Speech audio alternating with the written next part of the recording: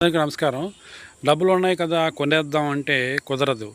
ఏదో కల్తీ చేసి డెవలప్ అయిపోదాం అంటే అస్సలు పని కాదు. మనకి ఎమర్జెన్సీ సమయాల్లో మన ప్రాణాన్ని నిలబెడుతుంది. మన బాడీ మాత్రమే తయారు చేసుకోగల గొప్ప నిధి. అంతేకాకుండా మన బాడీలో ప్రతి అవయవానికి కూడా ఆక్సిజన్ తీసుకెళ్ళి మన ఊపిరి నిలబడేలా చేస్తుంది. అదేనండి రక్తం. అయితే ఈ రక్తం ఇవ్వడం వల్ల ఏంటి ఉపయోగాలు? ఎలాంటి వాళ్ళు ఈ రక్తాన్ని ఇవ్వకూడదు? ఒకసారి ఈ వీడియోస్ చూడండి.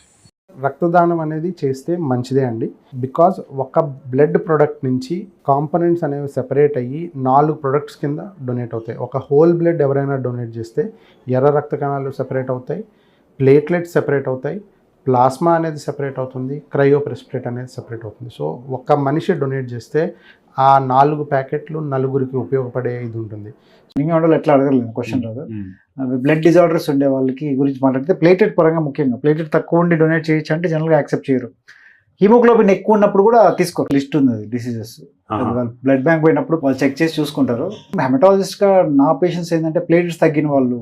అయితే ఇలాంటి ఎంతో విలువైన మనం ప్రాణహాని ఉన్నప్పుడు ఎంతో ఎమర్జెన్సీ టైంలో ఎంతో విలువైన వజ్ర సమానమైన ఈ నిధిని, ఈ రక్తాన్ని మనం ఒకవేళ మన తాలూకా పేషెంట్లు హాస్పిటల్లో ఉన్నప్పుడు వాళ్ళు పడే వేదన, మానసిక క్షోభ ఎంతో వర్ణనాతీతం.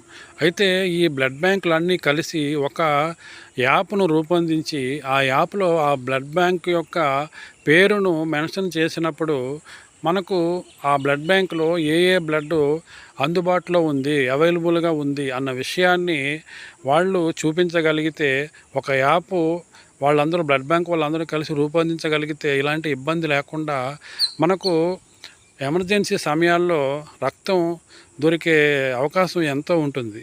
అయితే ఒకసారి దీనిపై ఆలోచన చేయాలని చాలామంది ప్రజల యొక్క అభిప్రాయం.